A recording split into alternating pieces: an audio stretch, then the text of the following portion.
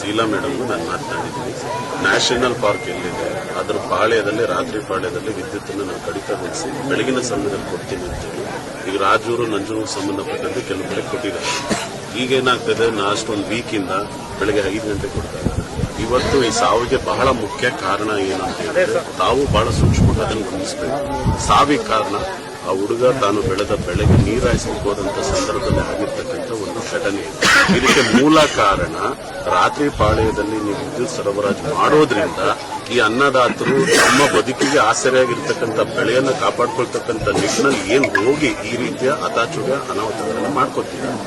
ತಾವು ದಯಮಾಡಿ ನೀವು ಮತ್ತು ಶ್ರೀನಿವಾಸ್ ಸರ್ ಇಬ್ಬರು ಸೇರಿ ಈಗಲೇ ಲಕ್ಷ್ಮೀಕಾಂತ್ ರೆಡ್ಡಿ ಡಿಸಿ ಅವರಿಗೆ ಇದರ ಗಮನಕ್ಕೆ ತಂದು ಚೇರ್ಮನ್ಗೆ, ನಮ್ಮ ಕೆಪಿಟಿ ಸರ್ ಚೇರ್ಮನ್ಗೆ ಬರೆದು ಕೂಡಲೇ ಈಗ ನೀವು ಕೆಲವು ಝೋನ್ಗಳನ್ನು ಮಾಡಿ ಇವ್ರು ಸಹಕಾರ ತಗೊಳ್ಳಿ. ಅರಣ್ಯ ಇಲಾಖೆ ನಾವು ಕಂಡ್ರೆ ಸಾಹೇಬ್ ಹತ್ರನ ಮಾತನಾಡ್ತೀವಿ.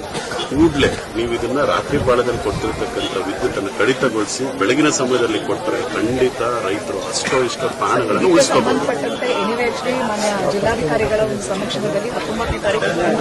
ಆದ್ರೆ ಈ ಭಾಗದಲ್ಲಿ ಅದು ಸಂಪೂರ್ಣವಾಗಿ ಕಾರ್ಯನಿರ್ವಹಿಸಲಿಲ್ಲ. ಅದು ಸಂಪೂರ್ಣವಾಗಿ ಕಾರ್ಯನಿರ್ವಹಿಸಿದ್ರೆ ಅಮಾಯಕ ಯುವಕ ಬಲಿಯಾಗ್ತಾರೆ. ಇನ್ನು ಎಲಿಮೆಂಟ್ ವರ್ಕ್ ಆಗ್ತಾ ಇಲ್ಲ. ಅದಕ್ಕೆ ಅಂತ ವಿಶೇಷ ಪ್ಯಾಕೇಜ್ ಕೂಡ ಬಿಡುಗಡೆ ಮಾಡಿದ್ದಾರೆ. ಅದು ರಮೇಶ್ ಇದ್ದಾಗಲೇ ಬಿಡುಗಡೆ ಆಗಿದೆ ಅಂತ. ಏನಾಗ್ತಿದೆ ಅದು ಸರ್? ಈಗ ಬಾಳೆ ಕೇಳೋದು ಅದೆಲ್ಲ ಬಿಟ್ಬಿಡಿ ಸರ್. ಬಾಳೆ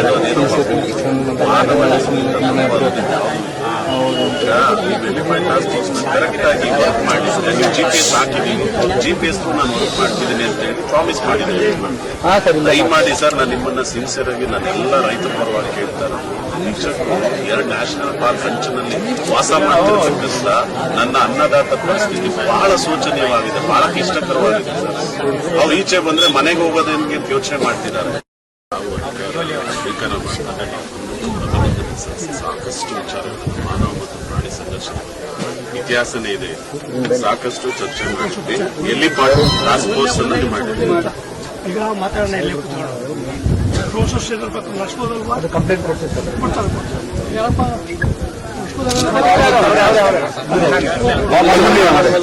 ಕಥೆಯಾಗಿರೋದು ಎಲ್ಲ ತಾಳ್ಮೆಯಿಂದ ತಹಸೀಲ್ದಾರ್ ಕರ್ತವ್ಯನ ಅವ್ರು ಮಾಡ್ತಾರೆ, ನಿಮ್ ಕರ್ತವ್ಯ ನೀವು ಮಾಡಿ, ಪೊಲೀಸ್ ಇಲಾಖೆ ಅವ್ರು ಮಾಡ್ತಾರೆ. ಅವ್ರು ಏನೋ ಇದು ಮಾಡ್ಬೇಕು. ಅದನ್ನ ಮೇನ್ ಆಗಿ ನೀವು ಮಾಡೋ ಅಂತ ಸರಿಯಾದ ರೀತಿ ಮಾಡಿ. ಯಾವುದೇ ಕಾರಣಕ್ಕೂ ನಮ್ಮ ಕುಟುಂಬದಲ್ಲಿ ಈಗ ಅದೇನಾಯ್ತಿತ್ತು, ಯಾರು ಇದೆಯಾರು ತಿಳ್ಕೊಂಡು ಕೆಲಸ ಮಾಡಿ.